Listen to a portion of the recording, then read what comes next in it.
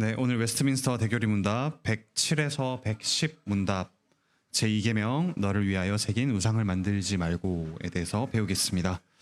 주보 5페이지부터 나옵니다. 네, 107 문답 읽겠습니다. 제2계명은 무엇입니까? 제2계명은 너를 위하여 새긴 우상을 만들지 말고 또 위로 하늘에 있는 것이나 아래로 땅에 있는 것이나 땅 아래 물속에 있는 것에 어떤 형상도 만들지 말며 그것들에게 절하지 말며 그것들을 섬기지 말라. 나 내 하나님 여호와는 질투하는 하나님인즉 나를 미워하는 자의 죄를 갚되 아버지로부터 아들에게로 3, 4대까지 이르게 하거니와 나를 사랑하고 내 계명을 지키는 자에게는 1000대까지 은혜를 베푸느니라 입니다. 자, 여기서 우상을 만들지 말고라고 했는데 2계명과 1계명의 차이가 있습니다. 저희 로마 가톨릭 같은 경우는 1계명과 2계명을 합쳐서 그냥 1계명이라고 했는데 우리 개신교에서는 굳이 1계명과 2계명을 나눈 이유가 있습니다. 왜냐하면 제1계명은 하나님이 아닌 다른 신을 섬기지 말라 혹은 다른 것들을 네 앞에 신으로 여기지 말라라는 것이었다면 제2계명은 바로 그 하나님을 섬기되 어떤 형상에 빗대어 하나님을 섬기지 말라. 하나님이 알려주신 그 하나님 혹은 하나님께서 알려주신 방식이 아닌 다른 방식으로 하나님을 섬기지 말라라는 뜻입니다. 그 점에서 1계명과 2계명은 분명히 차이가 있습니다. 그래서 첫 번째 여기서 우상이라는 건 결국 형상이라는 것과 같습니다. 다른 신으로서의 우상을 예배하는 것이 아니라 형상을 만들어서 하나님을 예배하지 말라라는 뜻인데 그 점에서 이 제2계명을 우상을 만들지 말고라는 말을 이렇게 바꿔보면 좋겠습니다. 우상을 만들지 말라 즉이라는 말을 덧붙이면 곧 설명이 될 것 같습니다. 너를 위하여 새긴 우상을 만들지 말라 즉 이렇게 하지 말라는 것이 2계명이다 라는 뜻입니다. 그런데 이 1계명과 2계명이 구별되긴 하지만 또 연결되어 있기도 합니다. 어떤 점에서 그러냐면 하나님을 이런 유한한 피조물에 빗대어서 제한하고 왜곡하는 것은 제2계명을 위반하는 것이죠. 그런데 이런 일을 계속 하다 보면 실제로 그 하나님이 아니라 다른 신을 우리가 마음에서 만들어냅니다. 2계명을 어길수록 우리는 점점 1계명을 어겨가게 되는 것이죠. 그런 점에서 1계명과 2계명은 구별되지만 또한 연결되어 있다. 그러니까 우리가 하나님이 알려주신 그분으로 알고 예배하지 않는다면 우리는 점점 다른 신을 섬기게 될 것이다 라는 뜻이죠. 그 다음 이어서 구체적으로 2계명 요구하는 것과 금지하는 것을 살펴보겠습니다. 108문답입니다. 제2계명에서 요구하는 의무들은 무엇입니까? 제2계명에서 요구하는 의무들은 하나님께서 자기 말씀으로 제정하신 대로 모든 종교적 예배와 규례들을 받아서 준수하며 순전하고 흠없이 지키는 것입니다. 이런 예배와 규례들의 구체적인 예들은 그리스도의 이름으로 드리는 기도와 감사, 말씀을 읽고 전파하고 듣는 것, 성례들을 시행하고 받는 것, 교회 치리와 권징, 직무와 그것의 유지, 종교적 금식, 하나님의 이름으로 맹세하는 것, 하나님께 서원하는 것 등입니다.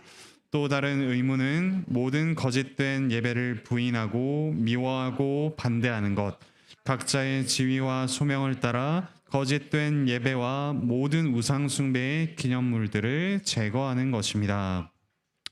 자, 여기서 예배와 규례라고 했는데요. 사실 같은 의미로 봐도 좋고요. 조금 나누어 볼 수도 있겠습니다. 첫 번째, 요구하는 의무들은 결국 하나님께서 말씀하신 대로 예배하는 것이죠. 그러니까 예배 방식, 방법을 따르는 것입니다. 첫 번째로 그 예배에 필요한 요소가 뭐냐면 기도와 감사입니다. 기도와 감사인데 누구의 이름으로 하죠? 그리스도의 이름으로 합니다. 그러니까 이제 우리가 신약 시대를 거쳐오면서 우리는 그냥 기도하는 것이 아니라 그리스도의 이름으로 기도합니다. 그 말은 무슨 뜻이냐면 우리의 길과 진리와 생명 되신 그리스도, 그러니까 우리를 이렇게 구원해 주신 바로 그분께 기도하는 것이고 또한 바로 그 하나님께 기도하는 것이죠. 그리고 우리를 구원하신 그 능력에 힘입어 예수 그리스도의 공덕에 힘입어 기도하는 것입니다. 사실 하나님께는 우리의 기도를 들어주실 의무가 없죠. 죄인인 우리가 하나님께 간구한다고 해서 하나님 그것을 들어주실 필요도 의무도 없으십니다. 하지만 그리스도께서 우리의 죄를 모두 해결하시고 우리에게 의를 주셨다면 그분의 이름으로 구하는 것은 하나님께서 듣겠다고 약속하셨습니다. 그 점에서 우리는 그리스도의 이름으로 기도할 때 하나님께서 우리를 위해 베푸신 것을 기억하는 동시에 하나님께서 들으시겠다고 하신 그 약속을 따라서 기도하는 것입니다. 그 점에서 우리 기도가 힘이 있고요, 확실하고 또 기도할 어떤 분명한 이유가 생기는 것입니다.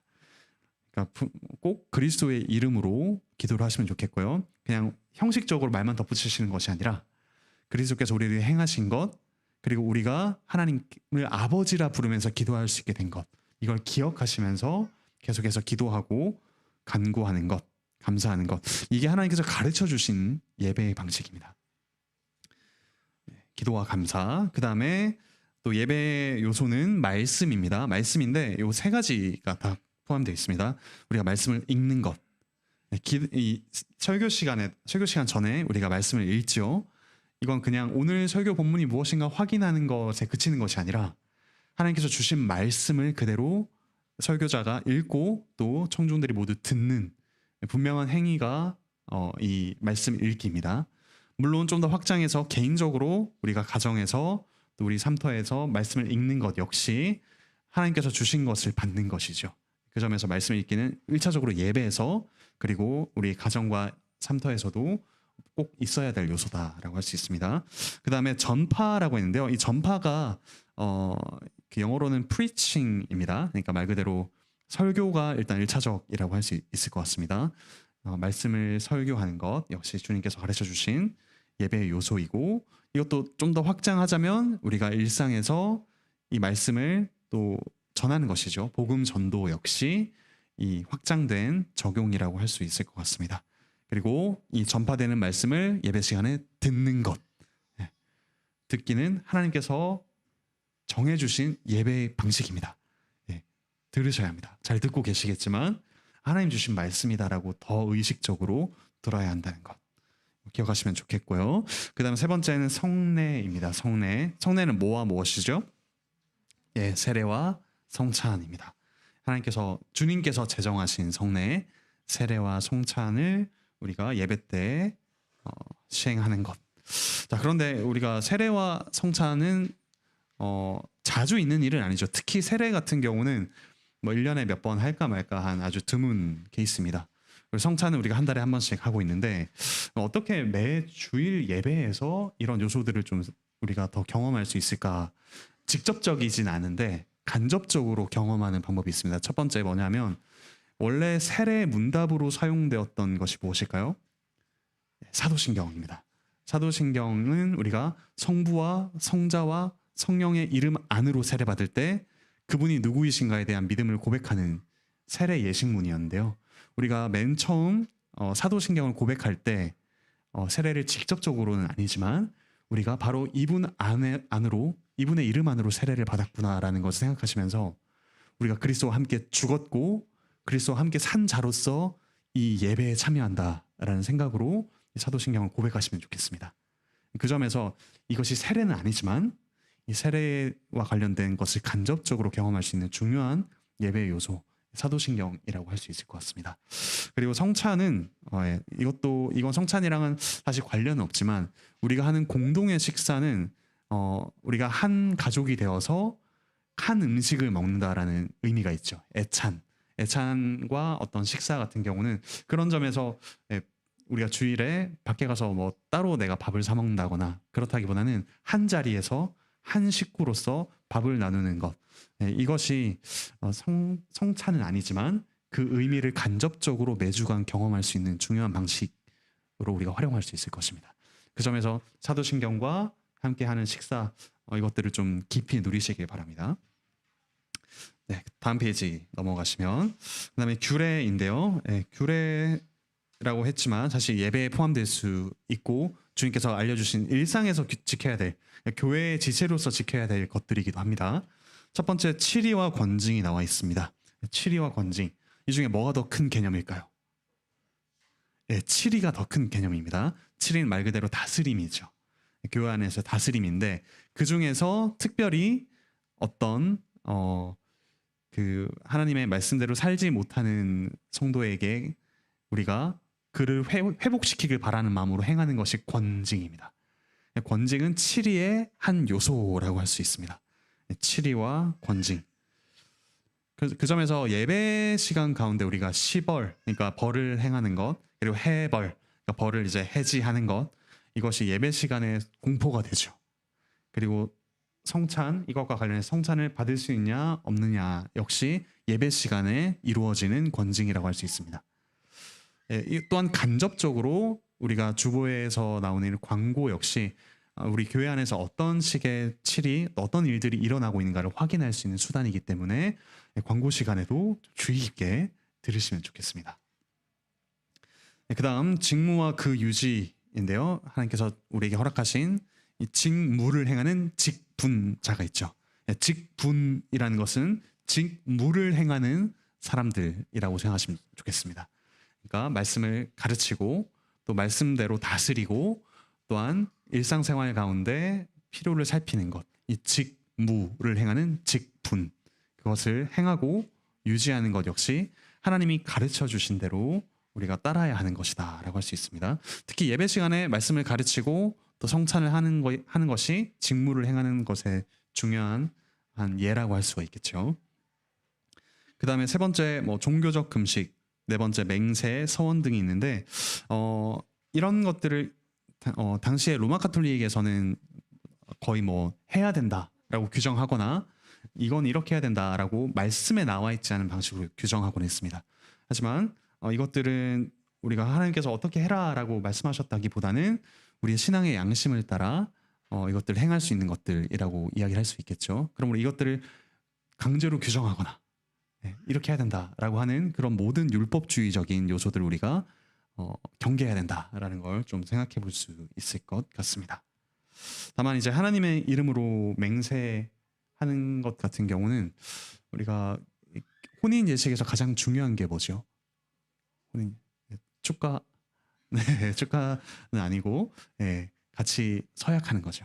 신랑과 신부가 증인들 앞에서 하나님과 증인들 앞에서 서약하는 그 순간이 가장 중요한 순간입니다. 하나님께서 맺어주신 것에 대한 우리의 응답이고 또한 결단이기도 하죠. 그 점에서 하나님의 이름으로 맹세하고 또한 서원하는 것 역시 아주 중요한 요소다라고 이야기를 해볼 수 있을 것 같습니다. 그리고 세 번째, 거짓된 예배와 우상 숭배의 기념물 제거하는 것. 이건 자기의 어떤 자리에 따라서, 그러니까 각자의 지위와 소명을 따라서 행하라라고 했는데 예배와 관련돼서도 일단 1차적으로 해야 될 것이고요. 그러니까 하나님께서 주신 예배의 방식과 관련 없는 요소들을 빼는 겁니다. 그리고 우리 일상에서, 가정에서 나 혼자 있을 때 혹시나 하나님의 어떠하심을 왜곡하는 습관이나 삶의 방식이 있다면 그것을 제거하는 것, 적극적으로 제거하는 것 역시 이 계명에서 우리에게 명령하는 바입니다. 우리 집에서 시청하는 유튜브 영상이라든가 그게 다 나쁘다는 것은 아닌데 그것이 우리에게 하나님에 대한 어떠한 인상을 심어주고 있는가 잘 분별해서 봐야 되겠죠. 하나님에 대해서 나누는 이야기들 역시 마찬가지일 것입니다. 그것들 한번 좀 정직하게 살피는 작업이 꼭 필요할 것입니다. 이것이 제2계명에서 요구하는 의무들이고요. 이제 반대로 이 계명에서 금지하는 것들이 무엇인가 보겠습니다. 109문답입니다. 제2계명에서 금하는 죄들은 무엇입니까? 제2계명에서 금지된 죄들은 다음과 같습니다.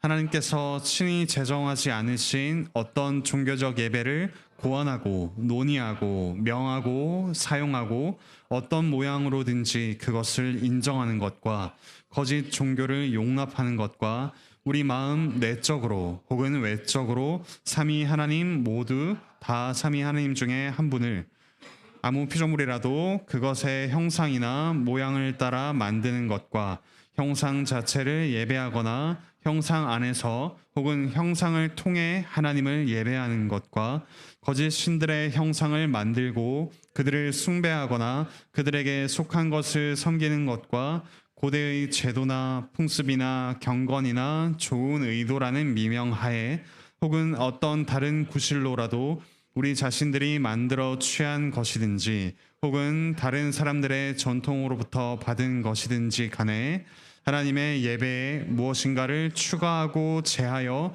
그 예배를 오염시키는 모든 미신적 고안들과 성직 매매와 신성 모독과 하나님께서 정하신 예배와 귤에 대한 모든 태만 경멸, 방해, 반대 등입니다. 좀 긴데 몇 가지로 좀 나눠서 보도록 하겠습니다. 첫 번째, 다른 종교적 예배를 고안하고 논의하고 명령하고 사용하고 인정하는 것입니다. 하나님께서 제정하지 않으신 것들을 마치 이것이 꼭 있어야만 한다라는 식으로 이렇게 제정해서 덧붙이는 것. 특히 제 2계명이 처음 시작할 때 누구를 위하여 새긴 우상을 만들지 말라고 하죠. 너희를 위하여, 너를 위하여 새긴 우상을 만들지 말라. 이건 뭐 너는 하지 말라라는 주어로 볼 수도 있지만 또한 너희를 위하여, 그러니까 너희를 위한 것이 아니라 사실 우리는 하나님께서 기뻐 받으신 것이 무엇인가 집중해야 하는 것이죠. 그런데 이게 사람들의 마음을 움직인다, 이게 요즘 시대에 맞다라고 해서 어떤 다른 종교적 예배 요소들을 고안하고 논의하고 명하는 것은 우리가 금지되어야 될 것이다. 정말 하나님께서 기뻐하시는 것이 무엇인가, 여기에도 초점을 맞춰야 한다는 것입니다. 그리고 거짓 종교를 용납하는 것 역시 마찬가지고, 세 번째, 삼위 하나님을 피조물의 형상을 따라 만드는 것. 그런데 심지어 이거는 우리가 어떤 외적인 조형물뿐만 아니라 우리의 마음 내적으로도라고 되어 있습니다. 그러니까 우리가 정말 하나님을 어떤 분이라고 고백하고 있는가를 정직하게 살펴야 할 필요가 있죠. 우리가 하나님을 아버지라고 부르지 않습니까? 네, 방향이 중요합니다. 우리의 육신의 아버지를 투사해서 먼저 통과해서 그런 하나님, 그러니까 이 육신의 아버지의 좋은 버전으로 하나님을 생각하는가, 아니면 하나님이 아버지라고 했을 때 어떤 분으로 드러났고 그런 점에서 그 하나님을 닮는 아버지는 어떤 자인가, 이 방향이 중요합니다. 두 번째로 해야 되겠죠. 그러니까 하나님께서 원래 어떤 분이신가, 하나님께서 자기를 아버지라고 나타내 주실 때 그분은 어떤 분으로 우리에게 자기를 계시하셨는가, 거기에 따라서 우리의 아버지됨 역시 그분을 닮아가야 합니다. 반대가 되어서는 안 된다라는 거죠. 이 외에도 여러 가지로 하나님을 우리가 내적으로 외적으로 얼마든지 왜곡할 수도 있고 제한할 수도 있습니다. 그런데 이렇게 무한하신 하나님을 유한한 피조물에 담으면 필연적으로 하나님을 왜곡할 수밖에 없습니다. 요즘에 그 챗 GPT에서 지브리 스타일로, 그러니까 이제 만화의 어떤 특정 만화 회사의 그 스타일로 그 우리의 카카오톡 프로필 사진을 바꿔주는 것들이 있지 않습니까? 뭐 저작권 문제도 있지만, 제 아내가 그 얼마 전에 한번 시험해봤는데 한국 조선시대 민속풍으로 변화해줘라고 이렇게 했는데 전혀 저 같지 않은 모습으로 이렇게 나오더라고요. 너무 홀쭉해졌고 조선시대 스타일인데 머리가 현대판으로 이렇게 바뀌더라고요. 그러니까 심지어 이런 유한한 사람을 또 다른 유한한 틀에 담는 것도 그 사람을 왜곡할 수밖에 없습니다. 그런데 무한하신 분을 우리가 어떤 특정한 유한한 것에 담는다면 얼마나 하나님을 모독하고 왜곡하고 하나님의 특정한 부분을 보지 못하게 막는지 우리는 어렵지 않게 알 수가 있죠. 그 점에서 하나님을 어떤 식으로든 제한하는 것들, 이것 우리가 좀 금해야 되겠습니다. 또한 그 하나님을 예배할 때 우리가 어떤 형상을 예배한다거나 형상 안에서 뭐 형상을 통해서 예배하는 것 역시 우리가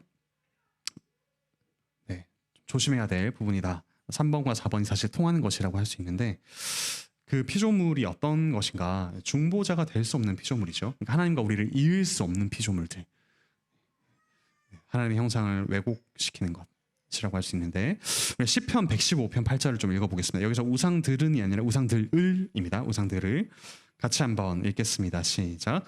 우상들을 만드는 자들과 그것을 의지하는 자들이 다 그와 같으리로다. 무슨 말이냐면 이 우상들은 말도 하지 못하고 보지도 못하고 이 생명도 없는 것들인데 그것을 예배하는 사람은 예배하는 대상을 닮아가게 되어 있습니다. 네, 우리가 무엇을 또는 누구를 예배하든지 간에 예배자로서 우리는 예배의 대상을 닮아갑니다. 우리가 돈을 예배하면 그 돈만을 중요시하는 어떤 사람이 되겠죠. 누군가 많이 가졌냐 적게 가졌냐에 따라서 사람을 차별하는 사람이 됩니다. 우리가 명예를 예배하면 명예를 가진 사람과 가지지 않은 사람을 차별하는 사람이 됩니다. 우리가 하나님을 예배하면 하나님을 닮아가죠. 거룩하시고 사랑이신 하나님을 닮아갈 텐데 우리가 어떤 형상에 빗대어 하나님을 예배하면 그 형상을 닮아갈 수밖에 없습니다.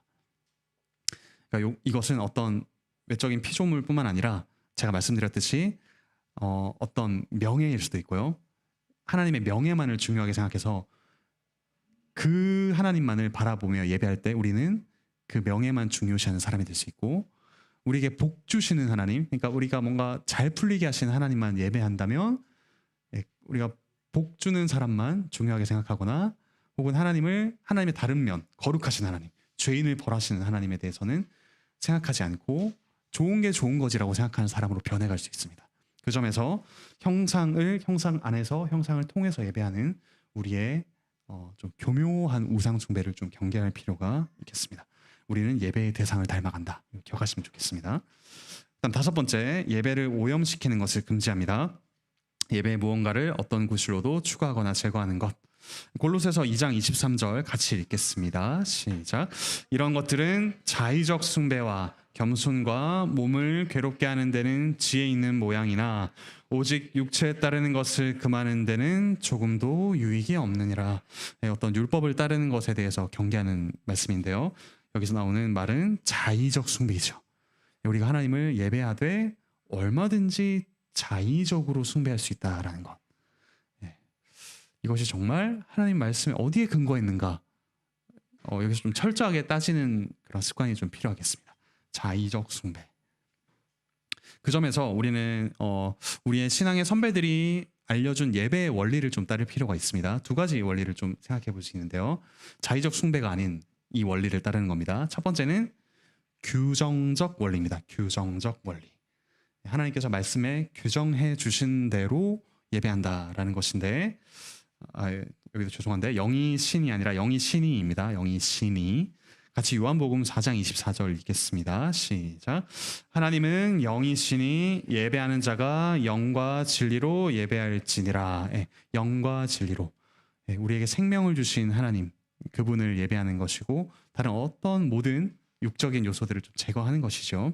그리고 진리로 예배할지니는 하나님이 알려주신 대로 예배한다. 우리에게 알려주신 그 하나님을 예배한다.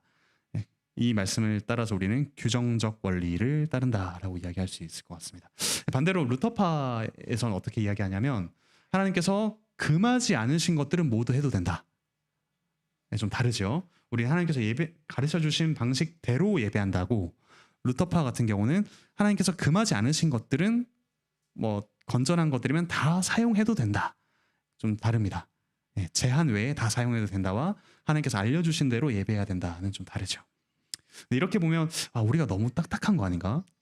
너무 고리타분한 것 아닌가? 라고 생각할 수 있지만 두 번째 원리를 좀 생각할 필요가 있습니다. 두 번째 원리는 대화의 원리입니다. 대화. 괄호 안에 들어갈 말은 대화입니다. 그러니까 우리 예배 안에서 하나님께서 일방적으로 우리에게 정해주신 대로 예배하는 것이 아니라 그분이 우리에게 찾아오시고 우리가 그분께 받은 것을 올려드리는 상호작용이 일어나는 풍성한 예배가 있다라는 사실을 기억하면 좋겠습니다. 그러니까 규정적 원리라고 하면 일방적으로 전해주는 것만 하는 딱딱한 예배라고 생각할 수 있지만 대화한다고 생각했을 때는 오르내리는 사랑의 고백들이 예배 안에 있다. 풍성한 것이 있다. 라고 생각할 수 있을 것 같습니다. 누가복음 24장 50절부터 53절 같이 읽겠습니다. 시작.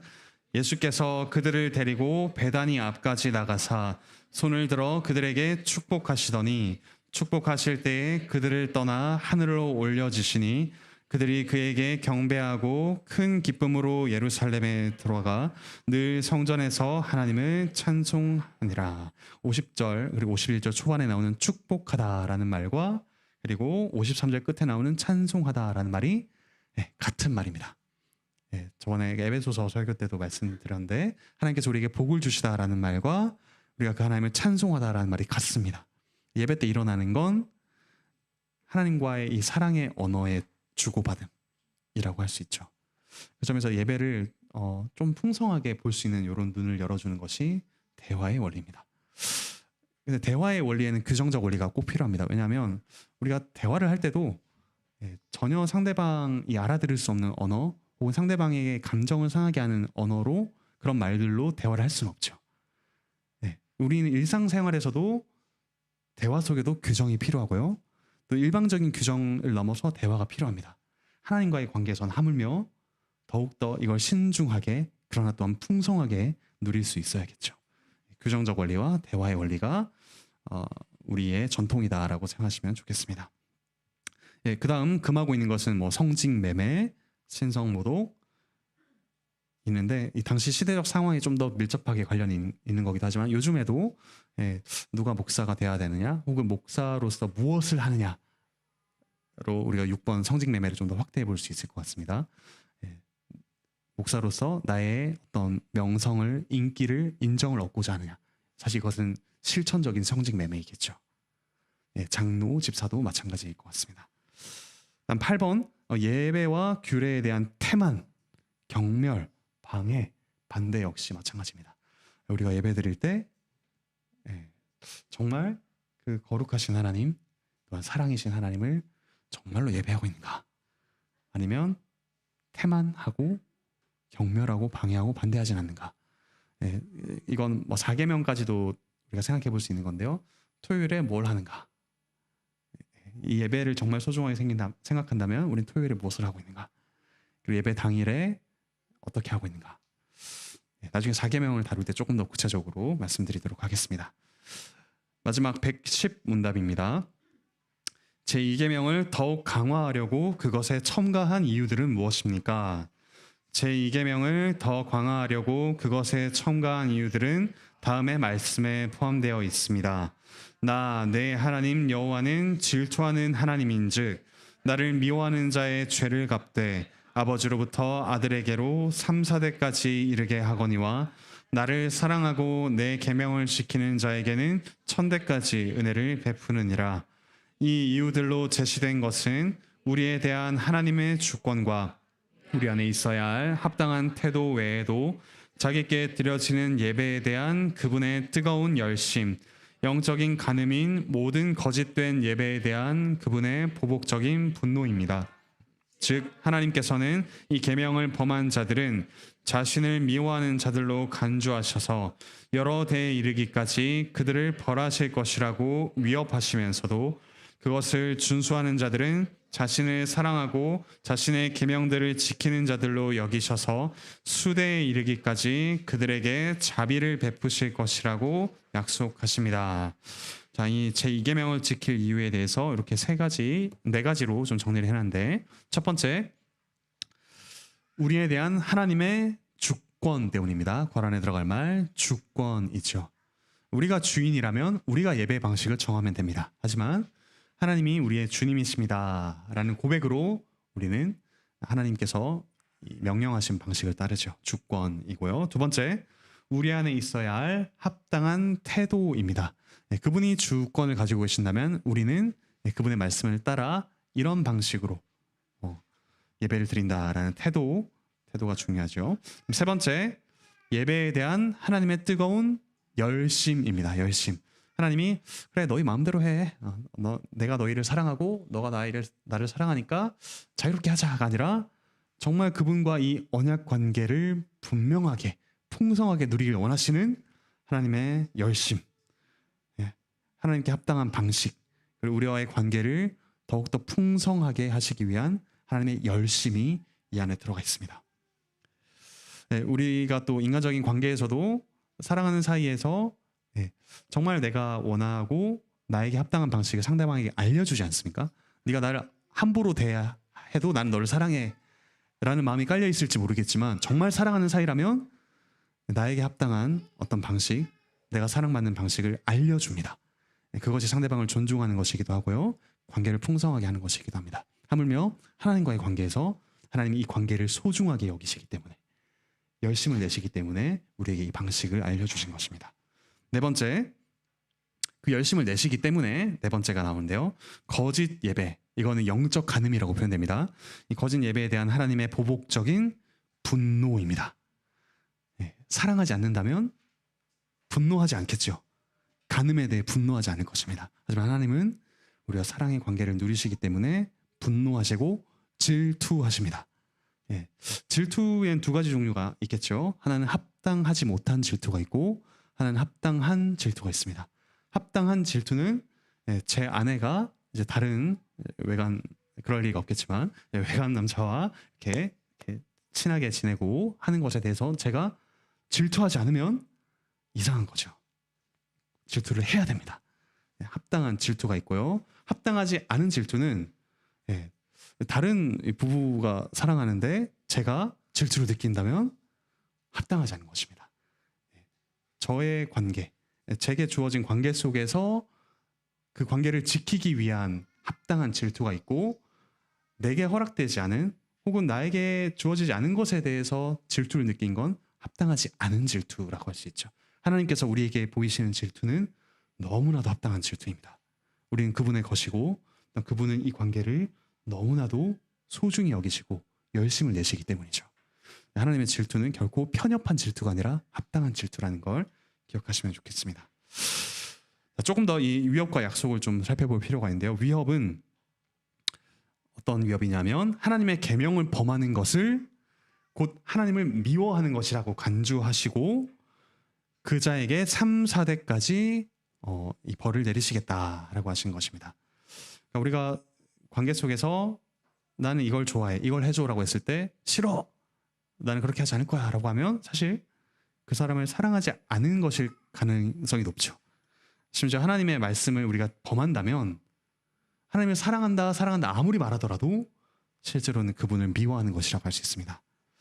그리고 그렇게 하나님을 미워하는 자들은 자기 자녀에게 영향을 미칠 수밖에 없습니다. 실제적인 것입니다. 3, 4대까지 벌을 내리신다라는 건 아주 실제적이고 경험적인 것이기도 하죠. 실제로 하나님을 미워하는 자들의 어떤 자녀들이 겪는 그런 불신의 저주랄까요? 혹은 불신의 상황 속에서 마주해야 되는 아픔들은 너무 실제적인 것입니다. 그리고 반대로 약속은 하나님의 계명을 준수하는 이들을 하나님을 사랑하는 이들이라고 여겨주시는 겁니다. 그리고 이것은 1000대까지 이른다. 언약의 약속이 이렇게 너무나도 풍성하다라는 것을 우리에게 알려주십니다. 비교가 안 되죠. 3, 4대와 1000대. 이만큼 하나님의 질투와 분노는 분명하지만 반대로 그분을 사랑하는 이들에게 베푸시는 복은 이와 비교할 수 없이 풍성하다는 것을 우리에게 알려주십니다. 그런데 우리가 또 경험하는 실제적인 어려움이 있죠. 우리가 10계명, 특히 2계명을 과연 제대로 지키고 있는가? 심지어 우리의 마음속으로도 하나님을 왜곡하고 있진 않은가? 자유롭지 못합니다. 우리의 필요에 따라서 하나님의 특정한 어떤 성품과 특징만을 강조하면서 하나님 그럴 리가 없어 라고 다른 것들을 외면하는 경우가 너무도 많죠. 그런 예배 때마다 우리가 항상 집중하지는 못합니다. 그렇죠? 여러 가지로 우리는 이 계명을 온전하게 지키지 못하기 때문에 우리는 3, 4대까지 벌을 받아야 마땅한 이들입니다. 하지만 이 계명을 지키지 못하는 우리를 위해 오셔서 이걸 온전하게 지키신 분이 바로 우리 주 예수 그리스도이십니다.